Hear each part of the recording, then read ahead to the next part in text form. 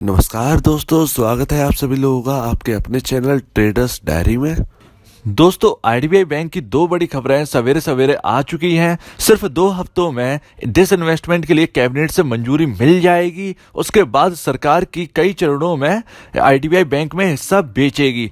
यहाँ पर हमारी इंडियन गवर्नमेंट 45% हिस्सा यहाँ पर होल्ड करती है और पहले फेज यानी पहले चरण में 26% हिस्सा यहाँ पर बेचेगी। अब चरणों में हिस्सा क्यों बेचेगी ये हम आगे बात करेंगे।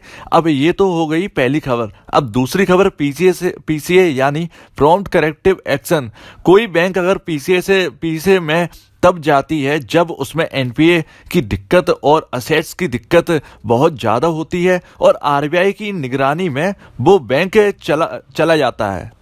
अब पीसीए से बाहर आना यानी अपने आप में बहुत बड़ी बात है। अब होगी वैल्यू अनलॉकिंग। कैसे पूरा समझते हैं दोस्तों। सरकार चरणों में हिस्सा क्यों बेच रही है, क्योंकि उनको यहाँ पर वैल्यू मिलेगी और उनको फायदा होगा। अब फायदा कैसे होगा दोस्तों, जब आईडीबीआई बैंक का शेयर ऊपर जाएगा और वो हिस्सा यहाँ पर बेचेंगी ऊपर यानी ऊपरी रेट पे। तो यहाँ पर हमको समझ में आगे हम समझ लेंगे चार्ट के द्वारा कि ये बैंक का शेयर कहाँ तक जा सकता है। अब ये पीसीए से बाहर आ चुकी है, इसीलिए डबल यहाँ पर वैल्यू अनलॉकिंग हो सकती है इस बैंक की।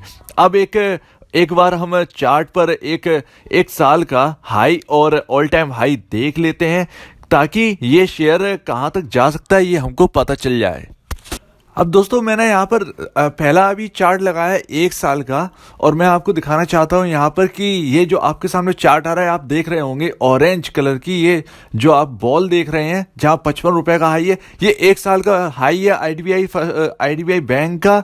55 रुपये का हाई है दोस्तों।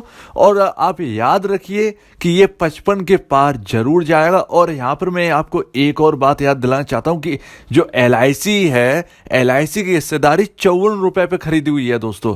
54 रुपए से नीचे डील नहीं होगी, ये आप हमेशा ध्यान रखिए, क्योंकि एलआईसी ने कह चुकी है। जब पहली बारी डिसइन्वेस्टमेंट की खबर आई थी आईडीबीआई की कुछ महीनों पहले, तो एलआईसी ने कह दिया कि हम 54 रुपए के नीचे हम हिस्सा नहीं बेचेंगे। और यहाँ पर खबर भी वही आ रही है। यहाँ पर जो इस वक्त 8 बजे जो खबर आई है उसमें एलआईसी भी हिस्सा बेचेगी। सरकार के साथ साथ एलआईसी भी हिस्सा बेचेगी, थोड़ा बहुत हिस्सा बेचेगी, लेकिन उससे कोशिश ये की जा रही है कि एलआईसी एकदम से हिस्सा ना बेचे। यहां पर हिस्सा बेचने की कोई जरूरत नहीं है, क्योंकि सरकार यहां बेच रही है। ऑटोमेटिकली जो है वो ओवर जो वैल्यू है इसकी वो अनलॉकिंग होगी। अनलॉकिंग का मतलब है अच्छे प्राइसेस आईडीबीआई बैंक को मिलने वाले हैं। जैसा कि मैंने आपको पहले बता दिया कि एनपीए बहुत ही कम रह चुके हैं।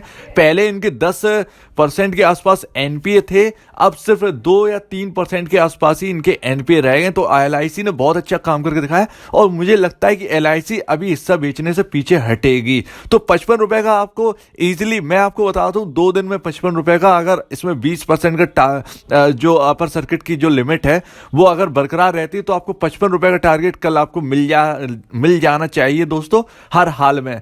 वहीं अगर आप बात करेंगे अब 52 मतलब दोस्तों ऑल टाइम हाई के लिए, तो मैंने यहाँ मैक्सिमम का चार्ट लगाया है सन 2000 से लेकर सन 2020 तक का। तो दोस्तों 2021 का मतलब जो अभी का टाइम चल रहा है मार्च का, वहां तक का मैंने चार्ट लिया। तो यहाँ पर दिख रहा है हमको कि 2012 के आसपास 2011 के आसपास दोस्तों यहाँ पर आईडीबीआई बैंक ने यहाँ पर 200 रुपए का ऑल टाइम हाई लगाया है। यही मैं आपको बात बताना चाहता हूँ कि ऑल टाइम हाई क्यों हम देख रहे हैं, क्यों इंपॉर्टेंट है, क्योंकि सरकार का जो चरण है जो बेचने का, उनका मकसद यही है कि बहुत ही अच्छी वैल्यू अनलॉकिंग यहाँ पर उनको दिखे, यहाँ पर मिले, जिससे उनका पैसा बने। ठीक है ना दोस्तों। अब मैंने यहाँ पर ये जो ब्लू लाइन है मैंने वहाँ लिख भी रखा है, 200 रुपये आपको दिख गया होगा। वही अगर हम बात करें कि यहाँ पर मैंने जो ऑरेंज कलर का डॉट और एक एरो लिया है, वहाँ 38 रुपये लिखा है दोस्तों। यहाँ ये समझने वाली बहुत बात है दोस्तों। यहाँ से अगर हम देखेंगे तो आईडीबीआई बैंक ने यहाँ से चलना स्टार्ट किया था। देखा जाए, और वहीं उन्हीं लेवल्स पर आज वो यहाँ पर खड़ा है। तो मुझे लगता है कि यहाँ से आपको लगभग 80-90 रुपए का टारगेट तो ईजिली आपको मिलेगा। आपको देखने को अभी अभी मिल जाएगा, 2 हफ्ते से पहले ही आपको 60 रुपए के लेवल्स यहाँ पर देखने को मिल सकते हैं दोस्तों। अब ज्यादा कुछ नहीं जानना चाहेंगे दोस्तों, सिर्फ फाइनेंशियल इंडिकेटर को एक बार देख लेते हैं। तो मार्केट कैप है अभी आईडीबीआई बैंक का 41,127 और आज 20% का अपर सर्किट मार रहा है, 45.90 रुपए पे खुल रहा है। तो इसका मार्केट कैप और ऊंचे चला गया होगा। वहीं अगर ईपीएस की बात करें तो 0.98 ईपीएस है। पी रेशियो की बात करें 39.22 है। इंडस्ट्री पीई की बात करें 35.06 है। वहीं अगर हम इसे कंपेयर करके देखेंगे पी रेशियो और इंडस्ट्री पीई को, स्टॉक के पी रेशियो को इंडस्ट्री पीई रेशियो से, तो दोस्तों यहां पर सिर्फ और सिर्फ 4 पॉइंट ही महंगा है आईडीबीआई बैंक, इससे ज्यादा नहीं है। यहां पर और भी सारी बैंक्स हैं जो 70-80 के लेवल्स पर काम कर रही है, लेकिन उनका पी रेशियो इंडस्ट्री पी से कई गुना है। आप समझ गए होंगे, एक बार मैंने वीडियो डाला था, आपने अगर देखी होगी तो समझ में आ गया होगा। वहीं अगर बुक वैल्यू पर शेयर की बात करें तो 27.80 है। यहां से दुगने पर भी काम नहीं कर रहा है। तो आप देख लीजिए यहां पर अनलॉकिंग तो बहुत ही कमाल की होने वाली है। मेरे हिसाब से तो अच्छे लेवल्स दिखाई देंगे।